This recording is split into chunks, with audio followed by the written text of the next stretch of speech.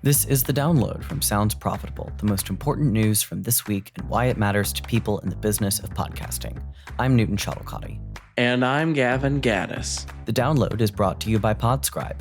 Find out more at podscribe.com. This week, reversing the algorithm for women in podcasting, the audio women's sports revolution, Vox Topica releases study on voter podcast perceptions, did broadcasters really meet Olympic expectations? And fast channels lose fill rate this year. Let's get started. This week from Tom Webster in the Wednesday Sounds Profitable newsletter. Women make up 51% of the U.S. population, yet the podcast landscape 2024 finds respondents who have listened to a podcast in the past month work out to skew 56% male. When Webster got into researching podcasting nearly 20 years ago, the industry skewed over 2/3 male in its infancy. Then, as podcasting grew, it course-corrected more towards the population balance. However, in recent months, things have trended more male. A quote from Webster, quote, "Here's what I think is positive. I don't think it's a sign that we have lost women. Rather, I think many of the medium's newest big hits are male-driven shows. The continued growth of video podcasting in particular has fueled the success of some of the newest hits for this medium, but many of those shows are for and by dudes. So we are making new hits, something people whose knowledge of podcasting stopped at Serial may have overlooked, but there is no question that many of these new hits are YouTube-driven and draw disproportionately male audiences." End quote. There are two actionable solutions that can tip the scale back from becoming one-sided. Promote the nature of podcasting as a companion medium, something to do with found time, and to actively put effort into supporting female voices. Proactive curation is a powerful tool. Male hosts actively promoting shows hosted by women will move the needle. An anecdotal example of that needle moving back in a more balanced direction is the burgeoning field of sports podcasts by women for women about women's leagues. A Wednesday article from Alyssa Myers at Marketing Brew covers several publishers and podcasts that have popped up specifically targeting women's sports in the past 5 years that have experienced audience growth. Shows like The Gist of It report a groundswell of not dude listeners for its coverage of both men's and women's leagues.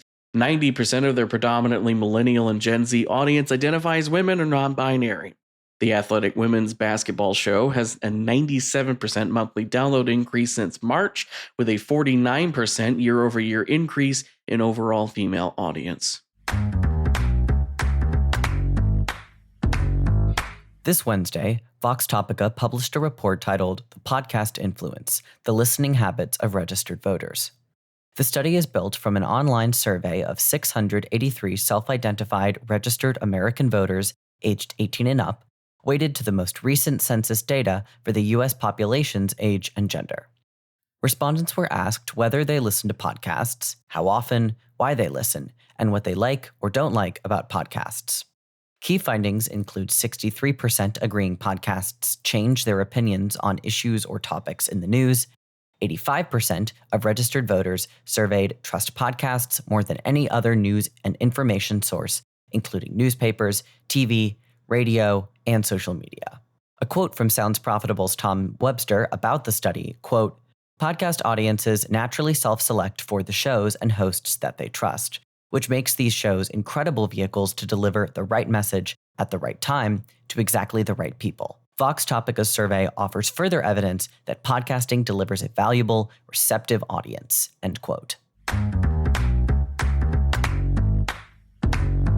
This Wednesday from Sam Bradley at Digiday. With the Olympics in the rearview mirror, it's time to tally up the result and see if the Paris event was worth the investment. Short answer, yeah.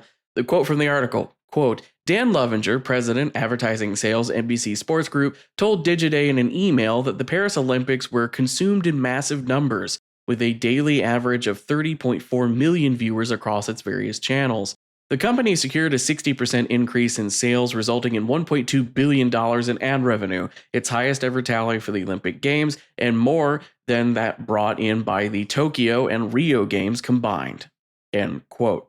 Warner Brothers Group SVP of Ad Sales and Brand Partnerships Mike Rich reports that all of their inventory sold out, reaching 140% of pre-game sales targets.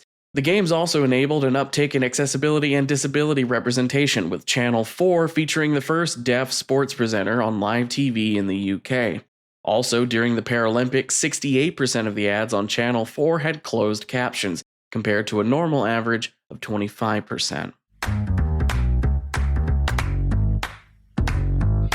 This Wednesday, from Tim Peterson at Digiday, new data from streaming tech provider Whirl shows 2024 has had slightly lower fill rates for FAST, that's free ad-supported television, channels, which they attribute to increase in supply. A quote from the article, quote, "Moreover, the top-tier ad-supported streamers have been lowering their prices to better compete for advertisers' dollars in what has become a buyer's market. Amazon Prime Video, for example, priced itself below Disney+, Netflix, and Max when it entered the market earlier this year. And in this year's upfront, Disney and Netflix lowered their streaming ad prices. That can make the most attractive inventory in advertisers' eyes affordable for more advertisers," end quote. As FAST grows, there's also reports of discoverability issues as there's not elegant, widely used descriptions for how to find a given channel on aggregators like Roku. There are very few unique advertising issues under the sun, and CTV/FAST channels specifically are going through similar growing pains to what podcasting experienced a decade ago. Finally, it's time for our quick hits. These are articles that didn't quite make the cut for today's episode, but are still worth including in your weekend reading. This week, pre-bid from ad exchangers optimizing the news. A witness from the Google antitrust case reveals pre-bid was originally intended for IAB Tech Lab. On that subject, Pre-Bid Summit is slated for mid-October. Go ahead and flag down Brian Barletta after his 12:20 session. Say hi for us.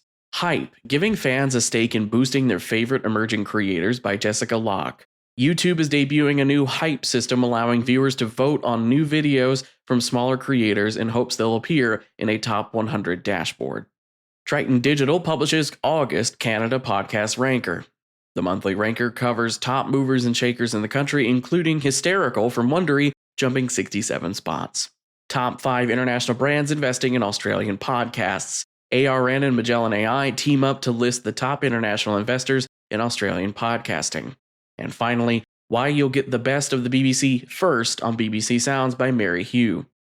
After finishing its trial period, the BBC will continue releasing podcasts in timed exclusivity on BBC Sounds before releasing them to open feeds. And that was The Download, brought to you by Sounds Profitable.